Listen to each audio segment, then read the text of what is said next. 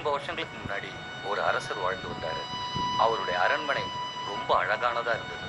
நிலப்புலங்கள், கால்நடைகள், பழங்கள் எல்லா செழிப்போடும் வசதியா இருந்தாரு. மீன் பிடிக்கிறது அங்க முக்கியமான தொழிலா இருந்தது. ஆனாலும் அந்த ராஜா ரொம்ப மனவருத்தத்தோட இருந்தாரு. தன்னுடைய ராஜ்யத்துல ஏதோ ஒரு குறை இருக்கிற மாதிரி அவர் உணர்ந்தாரு. அது என்னன்னா தங்கம்.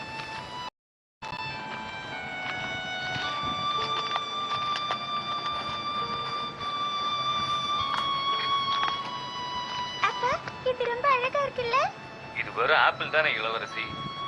இது மட்டும் தங்கமா இருந்தா நல்லா இருந்திருக்கும். நம்ம மக்கள் சந்தோஷமா வாழ தங்கம் ரொம்ப முக்கியம்.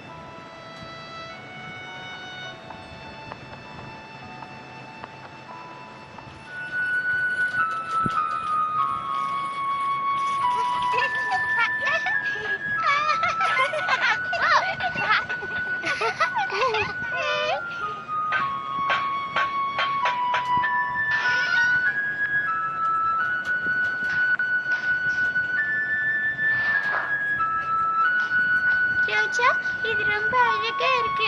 இதுல எப்படி நெசவு செய்யணும்னு சொல்லி தெரியா?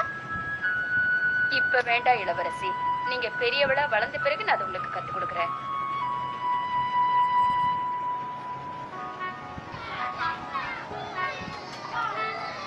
பசங்களா, வழி இன்னும் அதிகமாக போகுது. வீட்டுக்கு போங்க.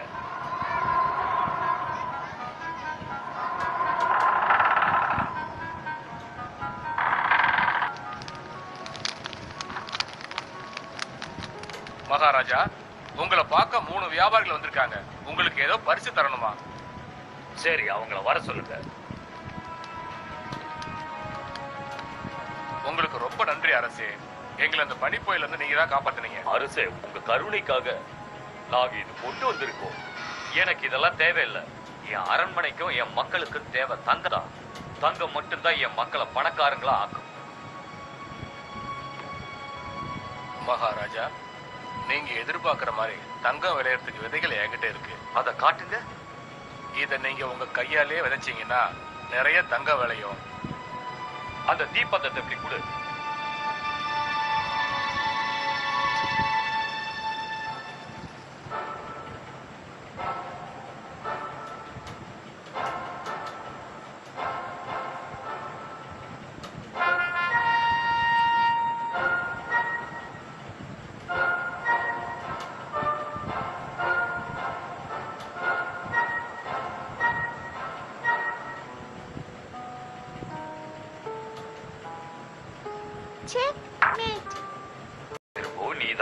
நீங்க சரியா விளையாடல, அதனாலதான் நான் ஜெயிக்கிறேன்.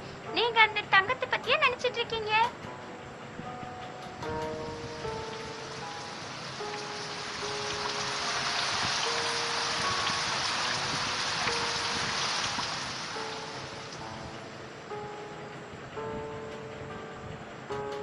அப்பா, அப்பா, இந்த செடி வளர்ந்துருச்சு. வளர்ந்துருச்சு, செடி வளர்ந்துருச்சு, செடி வளர்ந்துருச்சு.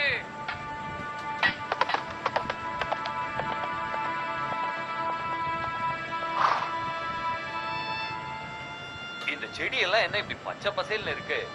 தங்கமா விளையும்னு நான் நினைச்சேன். சரி, பரவாயில்ல. இதுல பூக்குற பூவெல்லாம் தங்கமா பூக்குன்னு நினைக்கிறேன்.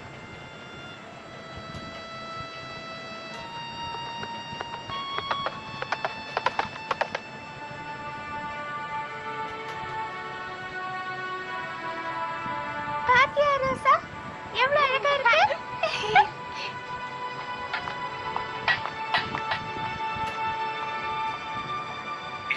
அழகா இருக்கு. எங்க கிடைச்சது? அந்த செடியை பார்த்தோமே, அதுலதான் பூ பூத்திருக்குது. இந்த மாதிரி நீல தங்கத்தை இதுக்கு முன்னாடி பார்த்ததே இல்லையே. இப்ப பாருங்களே, இதுதான் மலர் கிரீடம். ஆடாடா, நான் என்ன புரியாம பேசிக்கிட்டு இருக்கேன். இப்பதானே பூ பூத்திருக்கு. இதுல விளைய போற காய் பழம் எல்லாம் தங்கமா இருக்கும். அரசர் ஒரு பெரிய விருந்துக்கு ஏற்பாடு பண்ணாரு. அது எதுக்குன்னா, அந்த செடியில இனிமே பழங்கள்லாம் தங்கமா வரப்போகுதுங்கிற நம்பிக்கையினால. தங்கத்துக்காக. தங்கத்துக்காக.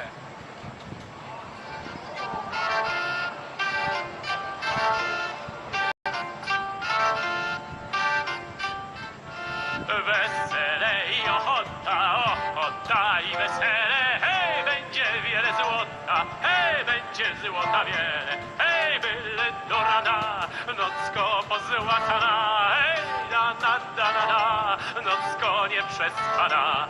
Tańcujmy, hej, że hola, tańcujmy ciemną nocą, wnet się ozłocą hola, wnet pola się ozłocą.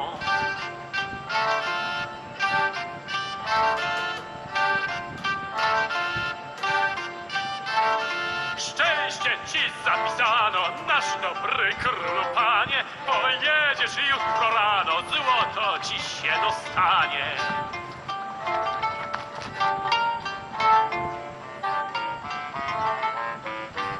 அறுவடைக்கான நேரம் வந்துச்சு. ஆனா இப்போ அந்த பழங்கள் தங்கமா இல்ல, பழுப்பு நிறத்துல இருந்தது.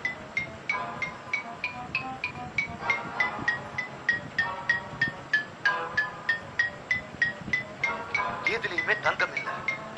அந்த வியாபாரி போய் சொல்லிட்டான். அந்த வியாபாரி என்னை ஏமாத்திட்டான். இதுல எதுலயுமே தங்கம் இல்ல. என்னை ஏமாத்தின அந்த வியாபாரியை கண்டுபிடிச்சு கைது செய்து கூட்டிட்டு வாங்க.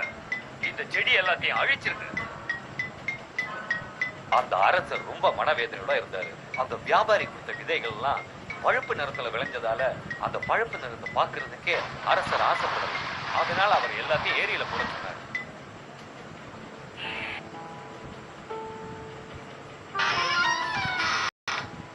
மகாராஜா, படகு தயாரா இருக்கு. நானும் உங்க கூட வருவேப்பா, கூட்டிட்டு போங்க. இந்த தடவை வேண்டாமா, நான் தனியா போறேன். இன்னொரு நாள் போகலாம்.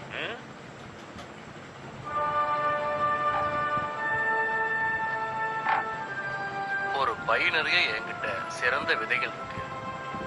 நீங்க அதை விதைச்சீங்கன்னா உங்களுக்கு நிறைய தங்கம் கிடைக்கும். நிச்சயமா தங்கம் கிடைக்கும்.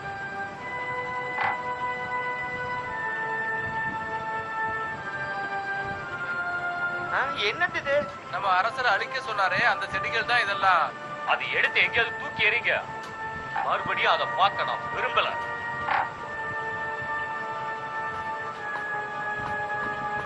அதை தூக்கி அங்க போடுங்க. தன்னை ஏமாத்தின அந்த வியாபாரியை கைது செய்ய தன்னோட காவலர்களை நாலா பக்கம் அனுப்பி வச்சாரு ராஜா. கைது பண்ணீங்களா? நாங்க எவ்வளவு முயற்சி பண்ணோம், ஆனா கிடைக்கல. என் குதிரையை தயார் பண்ணுங்க. நான் வேட்டைக்கு போனதான் இந்த செடியை பத்தி என்னால மறக்க முடியும். தயவு செஞ்சு என்னையும் உங்க கூட கூட்டிட்டு போங்கப்பா.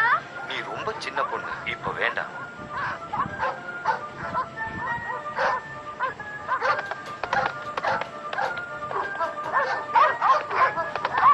வேட்டைக்கு தேவையான அந்த நாய்கள் இப்படி பண்ணுது.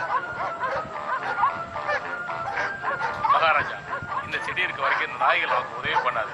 நீங்க தூக்கி எறி சொன்ன அதே செடிகள் தான். போதும், நிறுத்துங்க. நாம திரும்பி போலாம். வேட்டை செஞ்சது. ராஜா ரொம்ப கோபமா இருந்தாரு. அவர் அந்த செடிகளை எல்லாம் வெயில்ல காய வச்சு அடிக்க சொன்னாரு. அது ஏன்னா அந்த செடிகள்லாம் சின்ன சின்ன தூளாகி காத்துல பறந்து போயிடும்னு நம்பினாரு. அதனாலதான் அப்படி உத்தரவிட்டாரு.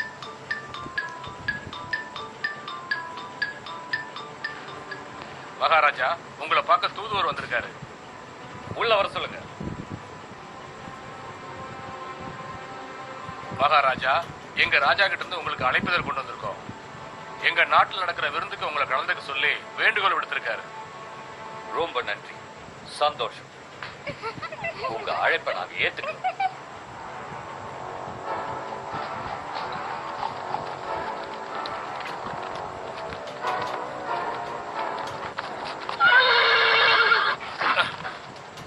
இந்த செடிகள் தடுக்கிறதுனால குதிரைகள் மேற்கொண்டு போக மாட்டேங்குது அரசே.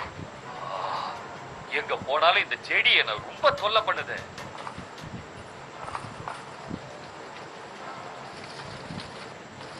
மகாராஜா, வியாபாரியை கைது செஞ்சிட்டோம்.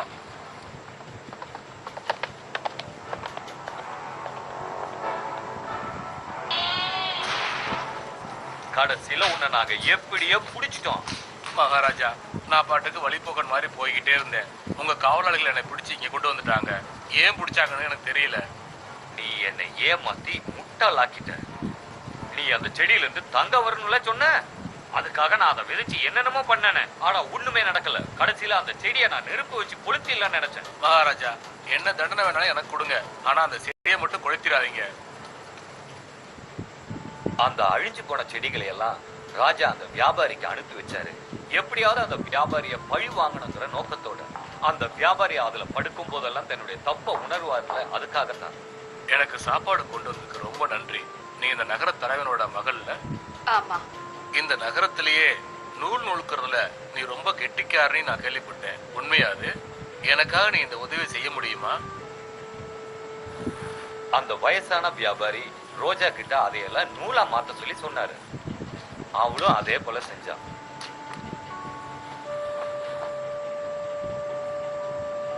நான் சொன்ன மாதிரியே இதை ரொம்ப அழகா நெசவு பண்ணிருக்க ரோஜா.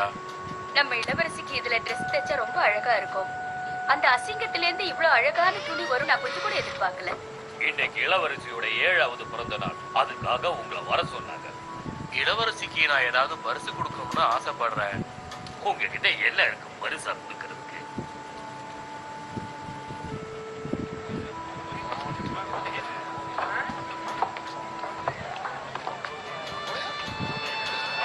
அப்பா, அவர் என்ன சொல்றாருன்னு கேட்போம். இத பாருங்க மகாராஜா, என் கையில தங்கம் இருக்கு. நான் கொடுத்த விதையில இருந்து வந்ததுதான் இந்த தங்கம். அந்த விதையில இருந்து உருவான தங்கத்தை பாத்தீங்களா அரசே? இது ரொம்ப அழகா இருக்கு. இதுல எனக்கு Dress தைக்கணும்னு ரொம்ப ஆசையா இருக்கு. தெரிஞ்சோ தெரியாமலோ அந்த அரசர் எல்லாம் சரியாதான் செஞ்சிருக்காருன்னு அந்த வியாபாரி அரசரிடம் சொன்னாரு. அந்த செடியை ஏரியில போட்டதுனால அது வெண்ணெய் ஆயிடுச்சு. வெயில்ல போட்டு அடிச்சதுனால அதுல இருந்து ஈரம் போயிடுச்சு. சிறைசாலைக்கு அந்த செடியை அனுப்புறதுனால இருட்டும் கிடைச்சிருச்சு. சரியான பதமா இருந்ததுனாலதான் அது ரோஜா கிட்ட சொல்லி நூலா உருவாக்க சொன்னாரு. ரோஜா நெசவு செஞ்சு அதை ஒரு அழகான துணியா மாத்திட்டான். இதை எப்படி செய்யணுங்கிற ரகசியம் மட்டும் எனக்கு தெரிஞ்சிச்சுன்னா நான் பெரிய பணக்காரன் ஆயிடுவேனே. இப்பதான் எனக்கு புரிஞ்சது நீங்க எனக்கு எவ்வளவு நல்லது பண்ணிருக்கீங்க. உங்க பரிசு தங்கத்தை விட மிக உயர்ந்தது. ஆமா, நீங்க என்கிட்ட கொடுத்தீங்களா, அது என்ன விதைகள்னு சொல்ல முடியுமா? நான் உங்களுக்கு பரிசா கொடுத்ததெல்லாம் பருத்தி விதைகள் அரசே. இப்போ ராஜா ரொம்ப சந்தோஷமா இருக்காரு. இப்போ அந்த ராஜா அந்த செடிகளை பயிரிட ஆரம்பிச்ச உடனே தன்னோட நாட்டு மக்களுக்கு அழகான துணிகளை பரிசா கொடுக்க ஆரம்பிச்சாரு. இப்ப